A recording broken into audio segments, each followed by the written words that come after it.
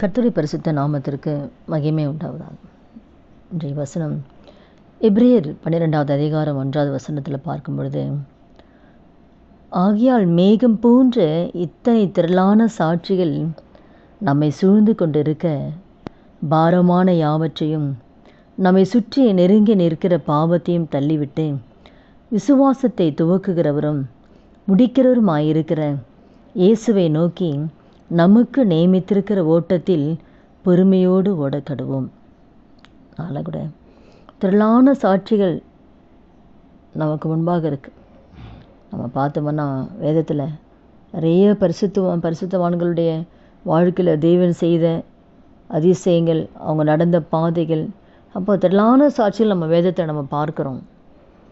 அப்போ அப்படி இருக்கும் பொழுது நாம் என்ன பண்ணோன்னா, பாரமான யாவற்றையும் எந்தெந்த காரியத்தை குறித்தெல்லாம் நம்ம பாரப்படுறோம். நம்ம இருதயத்தில் பிள்ளைகளை குறித்து பாரப்படலாம், எதிர்காலத்தை குறித்து பாரப்படலாம், பிள்ளைகளுடைய திருமணங்கள், தேவைகள். அப்போது நம்ம இருதயத்தில் எந்தெந்த காரியத்தை குறித்து பாரப்படுகிறோமோ அந்த பாரத்தை எல்லாம் நம்ம என்ன பண்ணோன்னா, அந்த பாரமான யாவற்றையும் நம்மை சுற்றி நெருங்கி நிற்கிற பாவத்தையும் தள்ளிடணும். அந்த பாரத்தையும் நம்ம தள்ளிடணும். நம்ம சுற்றி எதெல்லாம் நெருங்கி நிற்கிற பாவம், எந்தெந்த பாவம் நம்மை சுற்றி இருக்குது, எவ்வளோ பாவம் இருக்குது சுற்றி. பாவமான உலகத்தை நம்ம வாழ்ந்துட்டுருக்குறோம். செல்ஃபோனில் எவ்வளோ பாவம் கொட்டி கிடக்குது, வீட்டில் ஒரு டிவி வச்சுருக்கோம், டிவியில் எவ்வளோ பாவம் கொட்டி கிடக்குது.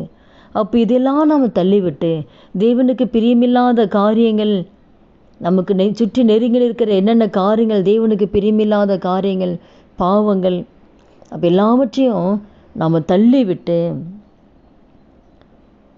துவக்குகிறோம். விசுவாசத்தை துவக்குறவர் தான், முடிக்கிறவர் அவர் தான், இயேசு தான். அப்போது அந்த இயேசுவை நோக்கி, நான் எந்த மனுஷன் நோக்கி இல்லை, இவர் இப்படி இருக்கார், இந்த ஊழியக்காரர் இருக்கார், இதே மாதிரி நாம் வரணும்னு நினைக்கக்கூடாது. நம்ம யார் தான் நோக்கி பார்க்கணும்? இயேசுவை நோக்கி. இயேசுவை நோக்கி நமக்கு நியமித்திருக்கிற ஓட்டத்தில் நம்ம எப்படி போடணுமா, பொறுமையாக ஓடணும். அப்போ நமக்குன்னு ஒரு ஓட்டம் வச்சுருப்பார், நமக்குன்னு ஒரு திட்டம் வச்சுருப்பார். அப்போ நமக்கு கர்த்தர் வைத்திருக்கிற பாதையில் தான் நாம் ஓடணும், நமக்கு நியமித்திருக்கிற பாதையில் தான்.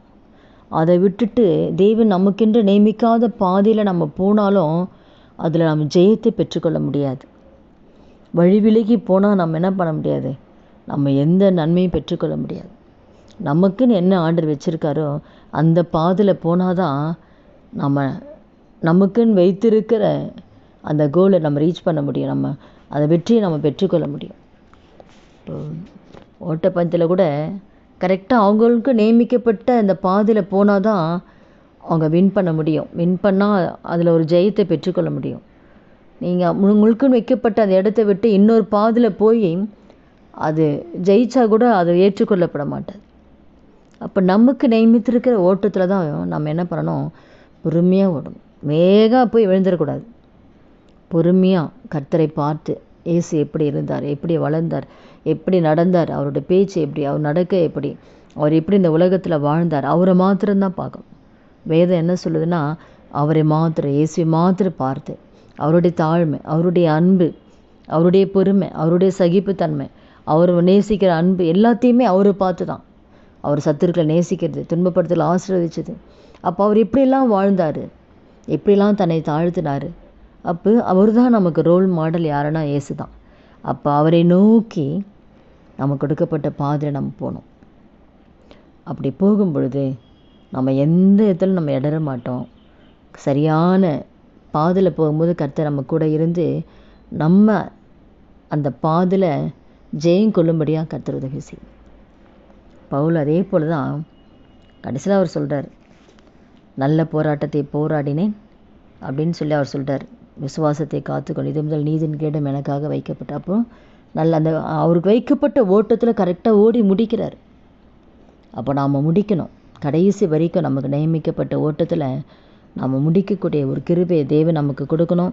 நாம் அதில் ஜாக்கிரதையாக இருக்கணும். எந்த காரியத்தை கொடுத்து பாரப்பட்டு கவலைப்பட்டு எந்த நமக்கு வைத்த பாதை நம்ம இழந்துடக்கூடாது, தரிசனத்தை இழந்துடக்கூடாது, திட்டத்தை இழந்துடக்கூடாது. அப்போ அதெல்லாம் சுற்றி இருக்கிற பாவத்தெல்லாம் தள்ளிடணும். பாவத்தோடு நம்ம வாழ்ந்தால் நமக்கு வைத்திருக்கிற பாதையில் நம்ம போக முடியாது. நம்ம சுற்றி இருக்கிற பாவத்தெல்லாம் தள்ளணும். தேவையில்லாமல் நேரத்தை வேஸ்ட் பண்ணுறது, தேவையில்லாமல் செல்ஃபோனில் பார்க்குறது, எல்லாம் பாவங்கள் தான். அதாவது நேரத்தை திருடுகிற பாவம் தானே இதெல்லாம். நேரத்தை திருடுகிற எத்தனையோ பாவங்கள் நமக்கு இருக்குது. தேவையில்லாமல் மற்றவங்ககிட்ட பேசி நிற்கிறது ஒரு பாவம். எவ்வளோ நேரம் தானே. இப்போ அந்த நேரம் இருந்தால் கர்த்தர் சமூகத்தில் இருக்கலாம், எவ்வளோ காரியம் செய்யலாம். ஆனால் தந்திரமாக நம்முடைய நேரத்தை தான் பிசாசு திருடுவோம்.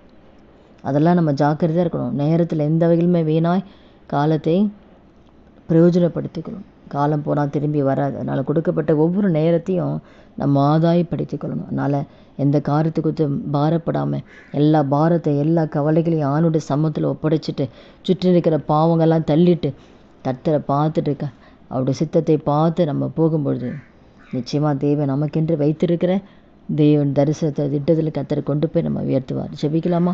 துதிகள் மத்தியில் வாசம் செய்கிற நல்ல தகப்பனை இயேசுவின் நாமத்தில் நம்முடைய சமூகத்தில் வருகிறோம். இந்த வார்த்தை கேட்குற ஒவ்வொருத்தர் வாழ்க்கையை ஆண்டவரேன் அப்போ ஆமை துதிக்கிறேன். நீ வருகிற நாட்கள் ஆண்டவரேன் அப்போ அவரவருக்கு நியமிக்கப்பட்ட ஓட்டத்தில் பொறுமையாய் ஓடி ஆண்டவரை நாங்கள் எங்களுக்கென்று வைத்திருக்க அந்த ஜெயத்தை நாங்கள் சுதந்திரத்து கொள்ள ஆவியான ஒவ்வொருவருக்கும் உதவி செய்ய முடியும். நம்முடைய கருத்தில் ஒப்பு கொடுக்குறேன். இயேசு கிறிஸ்து நாமத்தில் ஜெபிக்கிறோம் நல்ல பிதாவே. ஆமேன்.